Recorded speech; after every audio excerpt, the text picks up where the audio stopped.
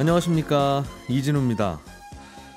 우리은행에서 은행 직원이 600억 원을 횡령한 사건이 발생했습니다. 600억 원이라는 횡령 액수도 액수지만 은행 직원이 돈을 빼돌리고 10년이 지나서야 그 사실이 포착됐다는 점 때문에 더 논란이 되고 있습니다. 잠시 후에 이 내용 자세하게 좀 들어보겠습니다. 보험회사의 재무 건전성을 보여주는 지표 중에 지급 여력 비율이라는 게 있습니다.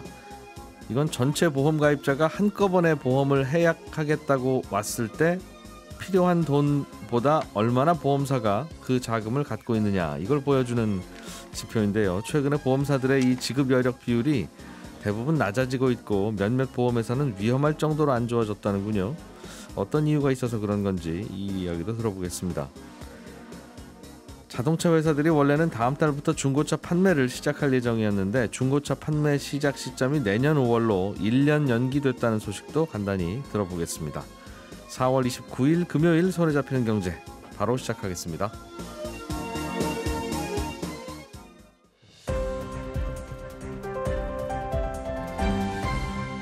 이진우의 손에 잡히는 경제. 예, 오늘은 박세훈 작가, 김현우 소장, 그리고 오늘이 금요일인 걸 알게 해주시는 금요일의 목소리 안승찬 기자, 이렇게 세 분과 함께 또 오늘도 최선을 다해서 경제 뉴스들을 정리해 보겠습니다. 어서 오십시오. 네, 안녕하세요. 자, 우리은행에서 600억 원의 횡령 사건이 발생했습니다. 그렇습니다. 이 직원 횡령 사건으로 거래가 중지됐던 오스템 임플란트의 주식이 다시 거래가 된 게 어제인데, 공교롭네요. 공교롭게도 어제 우리은행에서도 비슷한 횡령 사건이 적발이 됐다고 보도가 나왔습니다. 횡령 혐의를 받는 우리은행 직원이 2012년부터 2018년까지 6년간 대략 600억 원을 개인 계좌로 인출을 했다는 건데, 오스템 임플란트의 횡령 액수가 2천억 원이라서 600억 원은 마치 적은 금액으로 느껴지기도 하지만 일반 회사도 아니고 고객 돈 받아서 그걸로 장사하는 은행에서, 그것도 은행 지점이 아니라 본점에서 600억 원의 횡령 사건이 발생했다는 건 굉장히 큰 사건입니다. 그러니까 어딘가에 있는 돈을 은행 직원이 자기 개인 계좌로 조금씩 이체했다는 뜻입니까? 네, 그렇습니다. 이게 어떤 돈이 어떻게 빠져나갔냐면요. 네. 경찰 수사가 진행 중이라서 정확한 내용은 조사가 끝나봐야 알 수가 있겠습니다만 지금까지 나온 보도를 종합해 보면 이런 겁니다. 지난 2010년에 우리은행이 자산관리공사가 최대 주주였던 대우일렉트로닉스 매각을 주관했거든요. 나랏돈 들어갔던 부실 회사를 이제 좀 살려내서 팔려고 했던 거죠. 그렇습니다. 예. 그 직원이 이 부실한 기업들을 담당하는 그 직원이었습니다. 그 업무를 맡고 있는 직원이었어요. 예. 당시에 이란의 한 기업이 우선 협상 대상자로 선정이 됐는데 이란 기업이 제출한 투자 확약서에 문제가 있다라는 이유로 계약이 파기가 됐습니다. 당시에. 예, 대우 일렉트로닉스를 팔려다가 잠깐 못 팔았다는 거죠. 그럼? 그렇습니다. 예. 그러면서 그 이란 기업이 냈던 계약금을, 그걸 우리은행이 따로 계좌를 파서 보관을 하고 있었는데 예. 그게 대략 한 600억 원 조금 안 됐습니다. 예. 그런데 2015년에 무슨 일이 있었냐면 이란의 그 기업이죠. 조금 전에 말씀드린. 계약금 날린 그 기업. 네, 계약 파기되는 바람에 계약금 날린 그 기업이 한국 정부를 상대로 국제 소송을 걸었습니다. 예. 근데 계약 파기가 부당하다라면서 소송을 걸었는데 이 소송에서 2019년에 한국 정부가 졌어요.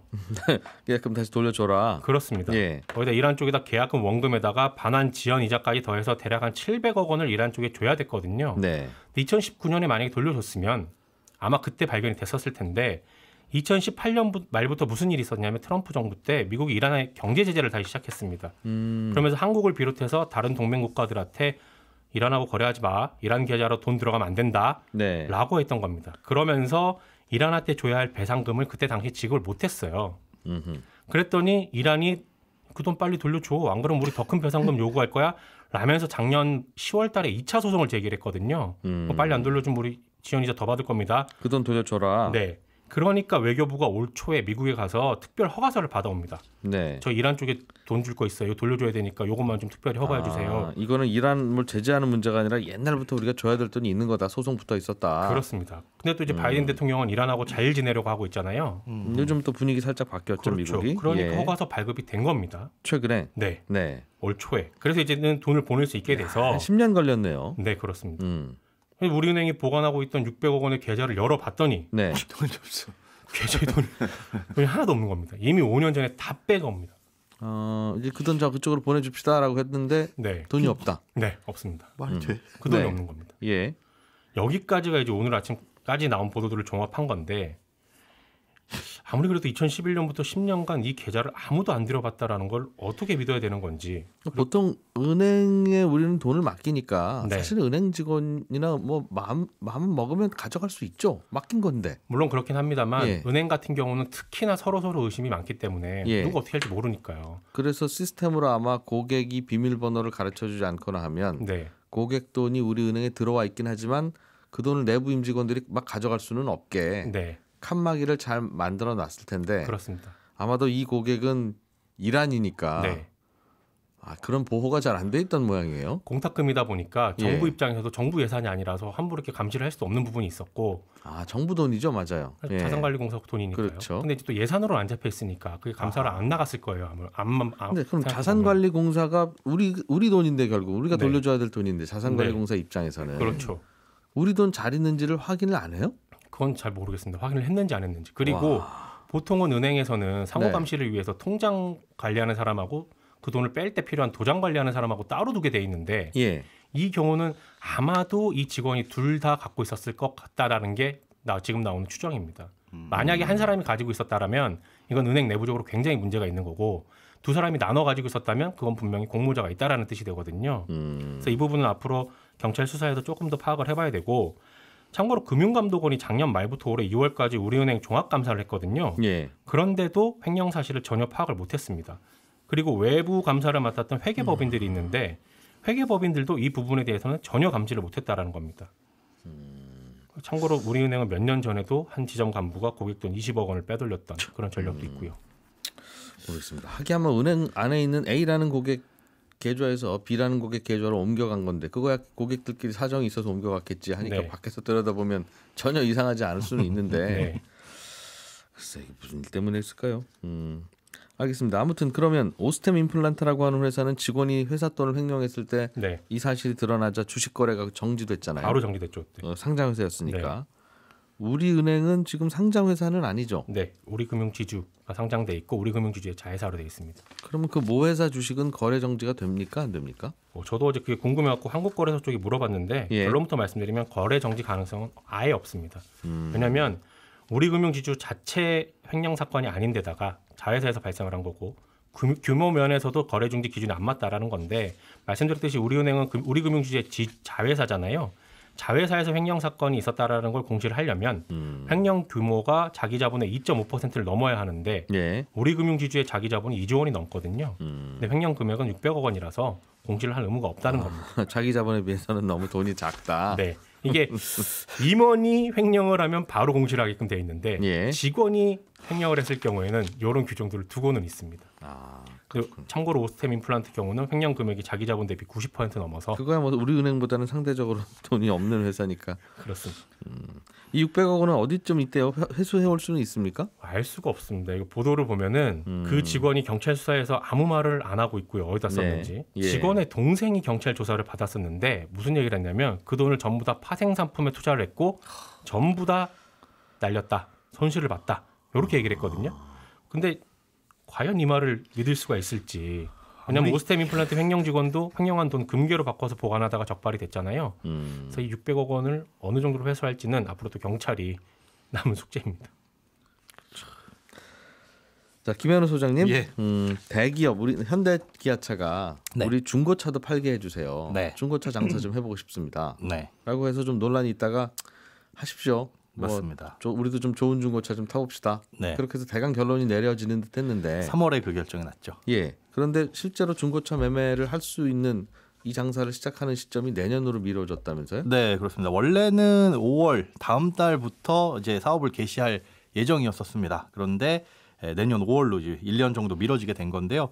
이게 이제 중고차 업계하고 현대차, 기아 요 당사자 간에 협의가 잘 안 된 부분들이 있어서 네. 계속 합의점을 찾다가 결국은 못 찾았습니다. 그러니까 중고차 업계 같은 경우에는 갑자기 이렇게 대기업이 들어오게 되면 우리가 생존이 힘들어질 수 있으니까 2, 3년 정도의 유예 기간을 줘라. 그리고 대기업이 중고차를 시장에서 사들일 때 매입할 때 비율이나 그리고 품목 같은 거 이런 것 좀 제한을 해달라. 예. 판매 대수도 제한해달라. 이렇게 요구를 했었지만 현대차, 기아 쪽에서는 연기 시점을 연기한다거나 매입 제한은 절대 안 된다. 판매 점유율 같은 거는 당장에는 우리가 시장에서 조금씩만 확보를 해 나가되 단기적으로 늘려가겠다. 이런 입장을 계속 고수해 왔었거든요. 그러니까 그 입장차가 줄어들지 않다 보니까 중소벤처기업부가 그러면 중소기업 사업조정심의회라는 거 열어가지고 권고안을 내려줄 테니까 그 결정에 따라라라는 게 이제 어제 결정이 나고 그에 따라서 1년 정도 시점이 늦춰진 겁니다. 말은 권고안인데 예. 이 사업 하겠다는 걸 막을 법적인 근거는 없으나 그렇습니다. 좀 하시죠 그렇게. 맞습니다. 법적인 그랬다는 거죠. 예, 효력도 있고요. 이거 보면 내용이 중고차 업계의 요구를 거의 다 이제 수용해줬다라고 볼 수가 있습니다. 크게 4가지인데요.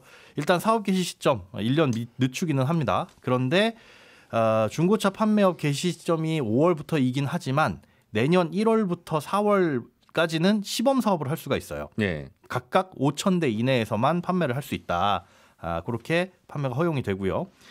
그다음에 이제 판매 대수도 제한이 됩니다. 5월부터 마음껏 팔 수는 있는데 시장 점유율을 제한합니다. 일단 내년 5월부터 1년 동안인 2024년 4월까지는 전체 판매 대수 중에 현대차는 시장에서 2.9%, 예. 기아는 최대 2.1%까지만 판매를 할 수가 있고 그 뒤로 1년 동안은 현대는 4% 정도 그리고 기아는 2.9% 정도. 그 다음에는 이제 뭐 마음껏 팔아도 된다. 일단은 2년 동안 내년 5월부터라도 2년 동안 제한을 하겠다라는 거고요. 뭐의 4% 뭐의 2%? 전체 시장 점유의 비율입니다. 중고차? 예.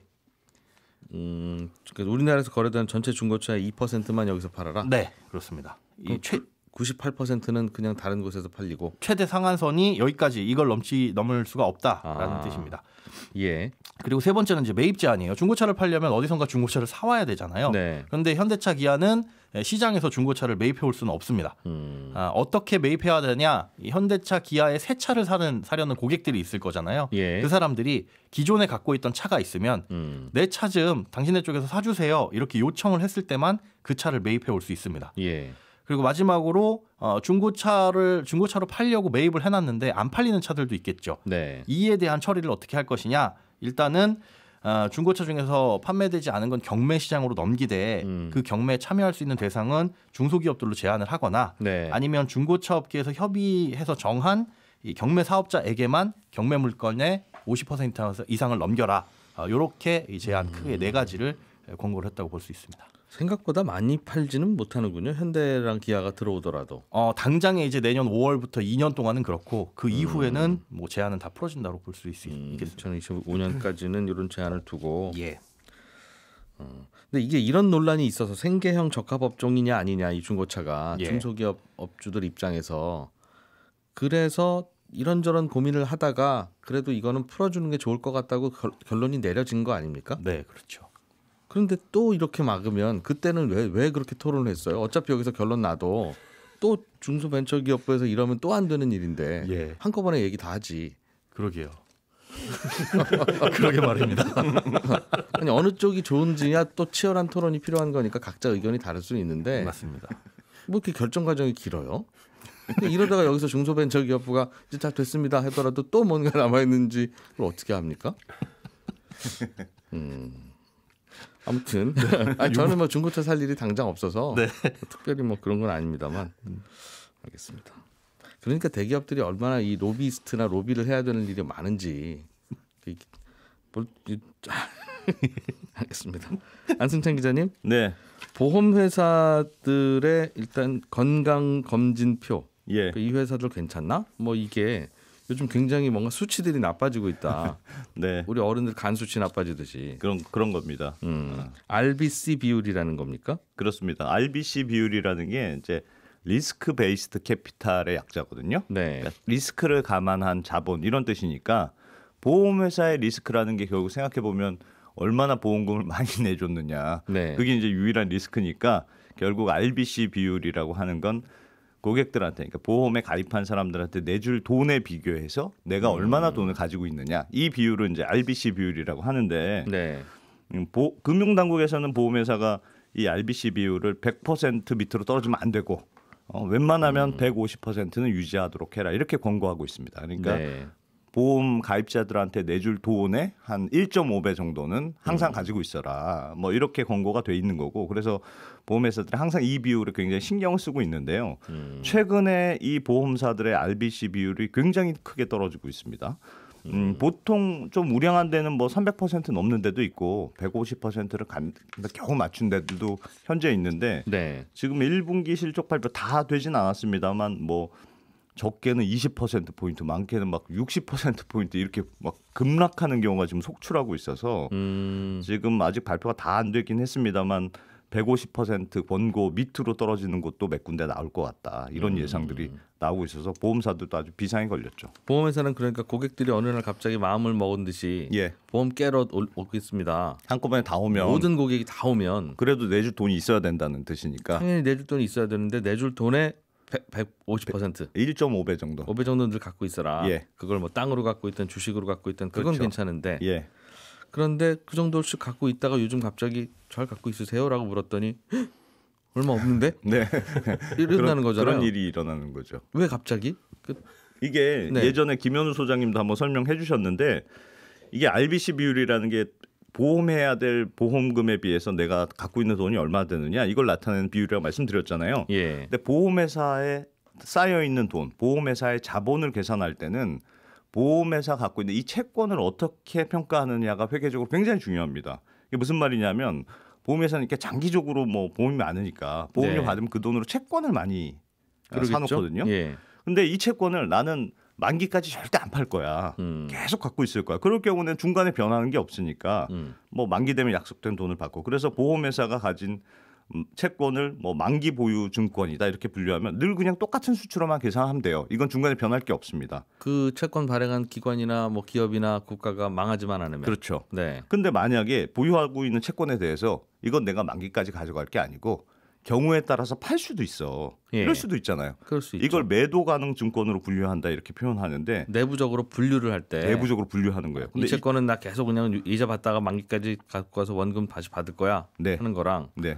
이거는 이거 상황 봐서 팔 거야. 채권 시장에서 대충 보다가 또 오르면 그냥 팔기도 하고 네. 그럴 거야. 그렇게 만약에 분류를 하면 마치 내가 이제 주식을 갖고 있는데 주가 따라 예. 가진 재산이 달라지듯이 이 매도 가능 증권으로 분류된 채권은 시중 금리에 따라서 가격이 오르락 내리락 이렇게 할 수 있고 그래서 장부에 적는 숫자도 달라지는 거예요. 그게 예를 들면 100억 원어치 채권인데 그런 상황에 따라서는 그게 80억이 될 수도 있고 70억이 될 수도 있어요. 그렇습니다. 120억이 될 수도 있고. 아, 똑같은 채권인데. 그렇습니다. 근데 작년까지만 해도 금리가 굉장히 낮았잖아요. 예. 그래서 그 보험회사들이 너도 나도 갖고 있는 채권들이 많으니까 이거 다 매도 가능, 이건 나 팔 채권입니다. 이런 식으로 분류를 해놓은 거예요. 금리가 낮으면 왜 그렇게 해요? 금리가 낮으면 가격이 높아지니까. 갖고 있는 옛날에 이자 많이 주기로 했던 그 채권은 몸값이 높아지니까. 그렇죠. 그래서 그런 식으로 굉장히 좋은 시절을 보냈는데 부풀렸다는 거군요. 본인들이 갖고 있는 채권의 가치를. 그렇습니다. 그래서 네. 금리가 내려갈 때는 채권 가격이 올라가니까 가만히 있어도 알아서 자본이 늘어나는 효과를 굉장히 즐겼는데 요즘 갑자기 금리가 막 뛰기 시작하니까 이제 악몽으로 변한 거죠. 특히나 이게 보험회사들마다 얼마나 많이 채권을 매도 가능 증권으로 분류했느냐에 따라 좀 다르긴 합니다만 예. 뭐 NH 농협생명, 한화생명 이런 데는 갖고 있는 채권을 전부 다 매도 가능 증권으로 분류를 해놨어요. 그러니까 그 전까지는 좋았습니다만 채권 그 시중 금리가 급등하니까 그야말로 지금 악소리가 나는 상황이 됐고 NH 농협생명의 경우에는 2020년에 이걸 그러니까 코로나가 한참일 때 죄다 이건 우리 팔 채권입니다 이렇게 바꿔놨거든요. 그때 예. 바꾼 채권이 한 34조 원 정도 되는데 이것 때문에 지금 조 단위의 평가 손실이 발생했거든요. 그래서 작년 말만 해도 NH농협생명의 자본이 한 4조 원 가까이 되던 거였는데 네. 지금은 3개월 만에 2조 3천억 원 정도로 줄어들었으니까 어마어마한 타격을 받고 있습니다. 그 갖고 있는 채권을 매도 가능 채권으로 내가 그냥 분류를 하면 예. 그거는 그럼 시장 가치가 얼마나 되는지 네. 그게 매일매일 달라지니까. 3개월마다 평가를 하긴 하는데 네. 하여튼 근데 똑같은 이 채권을 네. 나는 그냥 만기까지 보유하는 채권이에요. 신경 쓰지 마세요라고 하면 그래 그 회사 망한 건 아니니까 그럼 너 얼마 주고 샀어? 만기 얼마 받아? 100억 원이요. 그러면 그래 이건 100억 원으로 쳐줄게. 이거 한다는 거죠. 그렇습니다. 근데 다만 이거를 시장에서 매도할 수도 있어요라고 분류하면 그래 그럼 요즘에 시장에서는 얼마나 받나 보자. 80억 원이네. 그런 거예요. 네. 그럼 다시 네. 다시 나 이거 끝까지 만기까지 가는 걸로 옮기겠습니다. 미안합니다. 예. 이렇게 하면 참 좋은데 네. 내가 생각 잘못했네 이러면 좋은데 이게 똑같은 채권을 너무 이랬다 저랬다 하면 안 되니까 같은 채권의 분류는 3년에 한 번씩만 할 수 있다 이렇게 지금 제도가 돼 있거든요. 바꾸는 걸. 그렇습니다. 그래서 NH농협생명의 경우는 2020년 9월에 이걸 전부 다 바꿔놨으니까 네. 내년 9월까지는 꼼짝없이 지금 기다려야 되는 상황이거든요. 그래서 이제 이런 데들은 그럼 어떻게 합니까? 금리가 올라가는지 가만히 있는 건데 예. 지금 뭐 시중금리가 계속 올라가면 보험사들 건전성 문제가 불거질 수 있으니까 지금 바꿀 수 있는 데는 바꿔야 되겠습니다만 NH농협생명처럼 이렇게 3년이 안 된 회사들은 그 뭐 자꾸 부족해지니까 추가로 증자를 하거나 아니면 후순위채처럼 이제 자본으로 인정해주는 그런 예. 채권을 발행한다거나 해서 지금 자본을 확충해야 되는 상황이고요. 근데 다만 내년부터는 상황이 조금 달라질 수는 있습니다. 무슨 말이냐면 지금은 이 RBC 비율 제가 설명을 드렸는데 이거 대신에 킥스라는 이름의 새로운 제도가 도입이 되거든요. 이 제도의 특징이 이거 좀 어려운데 하여튼 부채를 시가로 평가하는 건데 무슨 말이냐면 제가 아까 설명드린 건 채권을 매도 가능 증권으로 분류하면 예. 시중금리에 따라서 뭐 내가 갖고 있는 돈이 커졌다 줄어들었다 하는 문제였잖아요. 근데 보험 가입자들한테 내줘야 될 돈 이건 예. 이제 보험회사 입장에서 보면 부채인데 그렇죠. 이 돈은 그대로 해놨단 말이에요. 기존 제도에 대해서는 내줘야 될 돈은 그대로 하고 네. 내가 가진 돈만 채권 분류에 따라서 커졌다 줄어들었다 이렇게 돼 있었는데 신제도 킥스라는 신제도에 대해서는 내가 갖고 있는 채권만 그렇게 왔다 갔다 하게 하지 말고 예. 내줘야 될 돈도 예. 시중금리에 따라서 왔다 갔다 하게 평가하자. 고객한테 내줘야 될 돈이 왜 바뀝니까? 왜냐하면 만약에 고정금리로 예. 내가 10년 뒤에 만기까지 해서 다 총 예를 들면 한 100만 원을 지급하는 상황이다. 그러면 지금은 부채는 그냥 내가 줄 돈은 100만 원 이렇게만 딱 써놓는 거예요. 예. 근데 예를 들면 내가 그때 고객 가입할 때 보험회사 가입할 때 2% 고정금리로 줬는데 지금 시중금리가 3%가 됐어요. 예. 그럼 내가 더 이익이잖아요. 보험사 입장에서. 그렇겠죠. 그러니까 100만 원 주는 걸 한 99만 원만 주는 걸로 써놓는다. 이런 식으로 시가 현재 금리 상황을 내가 보험회사가 내줘야 되는 돈에서도 반영하자. 이런 게 이제 내년부터 새로운 제도가 도입이 되었는데 이런 식으로 새로운 킥스 제도가 도입이 되면 지금 금리가 상승하면 자본이 줄어들어서 채권의 가격이 줄어들어서 자본이 줄어드는 것도 문제입니다. 부채도 같이 줄어들거든요. 그러니까 그걸 도입하면 그렇습니다. 그래서 이게 내년부터는 자동으로 건전성 문제가 해결될 수 있어서 보험회사들 입장에서는 뭐 어떻게 해서든 조금 올해까지만 버텨보자. 이게 그러니까 뭔가 보험회사에 갑자기 문제가 생겼다. 네. 안 생겼다가 아니라 예. 그 문제인지 아닌지를 바라보는 잣대가 네. 갑자기 늘어났다, 줄어들었다 그런 거네요. 네, 그렇습니다. 작년과 지금의 보험회사가 갖고 있는 고객이나 갖고 있는 재산은 아무런 변동이 없는데 예. 이렇게 보니까 이렇고 저렇게 보니까 저렇고 이상한데 이제 이렇다는 겁니까? 학교에서 원래는 수학 잘하는 사람을 제일 1등으로 쳐줬는데 내년부터는 국어 잘하는 사람을 1등으로 쳐준다. 그래요. 네, 저는 11시 5분부터 이어지는 손에 잡히는 경제 플러스에서 또 한 번 인사드리겠습니다. 이진우였습니다. 고맙습니다.